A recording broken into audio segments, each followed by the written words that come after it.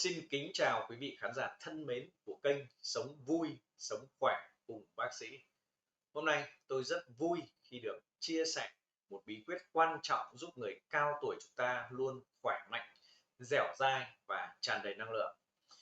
Bí quyết ấy nằm ở một dưỡng chất mà nhiều người hay bỏ quên, đó chính là protein. Vâng, chúng ta thường chú ý đến vitamin, đến canxi, đến khoáng chất, nhưng đôi khi chúng ta quên mất rằng cơ bắp, xương khớp, hệ miễn dịch thì đều cần đến protein để duy trì sức khỏe. Và nếu thiếu protein, chúng ta dễ rơi vào tình trạng cơ yếu, đi lại khó khăn, dễ ngã và chất lượng cuộc sống giảm sút. Vậy vì sao protein lại đặc biệt quan trọng ở tuổi già? Khi tuổi tác tăng, cơ thể xuất hiện hiện tượng sarcopenia, tức là mất dần khối lượng và sức mạnh của cơ bắp. Điều này dẫn tới khó khăn trong vận động, làm giảm sức đề kháng và thậm chí là tăng nguy cơ té ngã, gãy xương. Vậy thì protein chính là người bạn đồng hành để giúp chúng ta. Protein sẽ giúp chúng ta xây dựng và duy trì được khối cơ, rồi hỗ trợ và phục hồi việc tái tạo tế bào. Protein cũng giúp chúng ta tăng cường được hệ miễn dịch, chống lại bệnh tật, cũng giúp chúng ta mau lành vết thương sau chấn thương hoặc là sau phẫu thuật. Và đặc biệt, protein còn giúp ổn định đường huyết khi được kết hợp với bữa ăn. Protein kết hợp với bữa ăn sẽ hạn chế việc tăng đường đột ngột. Điều này thì rất quan trọng với những người lớn tuổi có bệnh tiểu đường. Đâu là những nguồn protein tốt cho người cao tuổi? Quý vị nên ưu tiên các cái loại thực phẩm dễ tiêu hóa, ít mỡ, giàu đường. Một số lựa chọn tuyệt vời bao gồm có: thứ nhất là trứng gà. Đây là siêu thực phẩm có chứa đủ các axit amin thiết yếu. Nếu như mỗi ngày chúng ta ăn một quả trứng gà thì có thể giúp cho cơ bắp của chúng ta săn chắc và đồng thời bổ sung thêm vitamin D cho xương khớp. Cái loại thực phẩm thứ hai giàu protein mà chúng ta nên chọn đó là đậu nành và các cái sản phẩm từ đậu nành như là đậu phụ, sữa đậu nành. Đây không chỉ là các cái loại thực phẩm có chứa giàu protein mà còn có cả cái isoflavone giúp cho tim mạch khỏe mạnh và phòng chống loãng xương. Loại thực phẩm giàu protein thứ ba chúng ta có thể dùng đấy chính là nạc, đấy chính là thịt gia cầm nạc, như là ức gà rồi thịt vịt nạc. Các cái loại thịt này sẽ cung cấp protein, ít chất béo bão hòa, cho nên nó rất là tốt cho cơ thể. Và những thực phẩm này cũng thuộc loại dễ chế biến theo những cách như là luộc, hấp và nướng. Một cái loại thực phẩm thứ tư rất giàu protein tốt cho cơ thể, đặc biệt là đối với người già, đó chính là cái nguồn cá biển có giàu omega 3, ví dụ như là cá hồi, cá thu, cá mòi. Những cái loại cá này vừa giàu protein lại vừa có omega 3 tốt cho tim mạch và chống viêm. Loại thực phẩm thứ năm giàu protein và cũng tốt mà chúng ta nên bổ sung chính là các loại hạt và ngũ cốc nguyên cám. Các hạt như là hạt óc chó này, hạt hạnh nhân rồi là yến mạch thì sẽ cung cấp cho chúng ta protein thực vật, đồng thời cũng cung cấp giàu chất xơ, giúp cho hệ tiêu hóa chúng ta tốt hơn và cũng giúp kiểm soát được mỡ máu. Và dưới đây là 5 cái loại protein mà chúng ta nên hạn chế.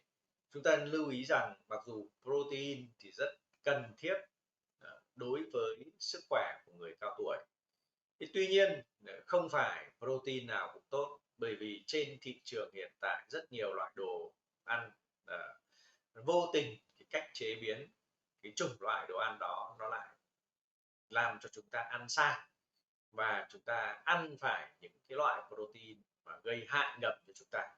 Vậy thì nhiệm vụ chúng ta là phải nhận diện ra được để chúng ta ăn đúng, chúng ta tránh các protein gây hại ngầm.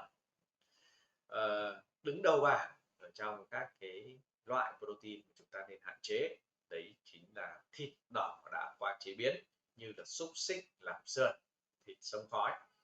Các cái loại thực phẩm này thì mặc dù nó có chứa nhiều protein nhưng nó đồng thời lại chứa nhiều muối, nhiều chất phụ gia và các cái chất mà dễ tác động gây viêm mãn tính ở trong cơ thể, cũng như là gây hại cho hệ tim mạch. Cái loại thứ hai chúng ta cần phải tránh đấy chính là những cái loại thịt, loại cá mà được chiên và rán. Bởi vì ở trong những cái loại thịt cá mà chúng ta chiên rán nhiều thì sẽ rất giàu các chất béo chuyển hóa, nó làm tổn thương tế bào và không tốt cho cơ bắp. Loại thực phẩm thứ ba cũng giàu protein nhưng chúng ta nên tránh, đấy chính là thịt mỡ và nội tạng động vật. Bởi vì mặc dù những thực phẩm này cũng có protein và đôi khi là khá giàu protein, nhưng nó lại chứa rất nhiều các cái cholesterol xấu, dễ gây ra xơ vữa mạch máu. Loại thực phẩm thứ tư là các loại bột protein trôi nổi.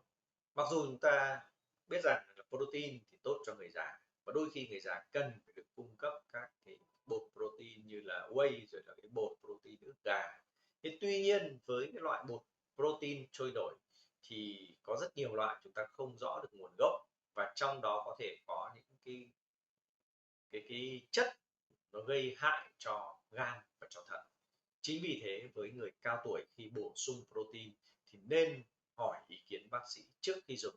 Và nếu chúng ta cần phải bổ sung những sản phẩm như là bột protein ức gà, rồi whey và những sản phẩm tương tự, thì chúng ta cần phải được mua từ những nguồn chính hãng đảm bảo.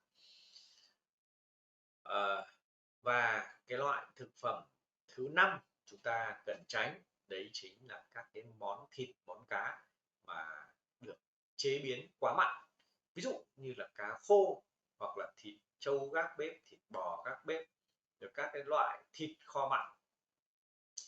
Những loại thực phẩm này mặc dù là nó có nhiều đạm nhưng nó lại làm tăng huyết áp và gây ra gánh nặng cho tim và thận. Vậy làm thế nào chúng ta có thể bổ sung protein một cách hiệu quả? Để bổ sung protein hiệu quả thì chúng ta không chỉ cần phải chọn đúng loại, mà chúng ta lại cần phải ăn đúng cách nữa. Lúc nãy thì chúng ta đã nói về cái chuyện là 5 cái loại protein chúng ta nên ăn và 5 cái loại thực phẩm chứa protein mà chúng ta nên tránh. Và bây giờ chúng ta sẽ bàn về chuyện làm thế nào để ăn đúng cách. Chúng ta nên chia protein đều trong các bữa ăn thay vì chỉ ăn dồn vào một bữa. Và khi ăn protein thì chúng ta nên kết hợp với rau xanh, với trái cây để có thể tăng hấp thu và tăng quá trình tiêu hóa. Chúng ta cũng cần phải uống đủ nước trong ngày để có thể hỗ trợ được quá trình chuyển hóa protein. Cũng không quên vận động nhẹ nhàng như là đi bộ, tập dưỡng sinh, tập yoga. Các cái bài tập này sẽ giúp cho protein có thể đi được sâu vào trong cơ bắp của chúng ta, giúp cho cơ bắp có thể tận dụng được tối đa nguồn protein. Và cuối cùng là hãy lắng nghe cơ thể của mình. Nếu như ăn uống khó tiêu, có thể bị sụt cân hay yếu cơ, thì hãy trao đổi với bác sĩ để được tư vấn một cách kịp thời. Thưa quý vị, protein thật sự là dưỡng chất vàng cho sức khỏe tuổi già. Ăn đủ và đúng loại protein sẽ giúp chúng ta đi lại vững vàng, cơ bắp săn chắc, miễn dịch mạnh mẽ và tận hưởng được cuộc sống trọn vẹn. Hãy nhớ ăn uống cân bằng, vận động hợp lý, nghỉ ngơi điều độ, đó chính là chìa khóa vàng để sống vui, sống khỏe ở tuổi xế chiều. Xin cảm ơn quý vị đã lắng nghe. Nếu thấy hữu ích, xin mời để lại câu hỏi và chia sẻ để nhiều người cùng biết. Hẹn gặp lại quý vị trong video sau.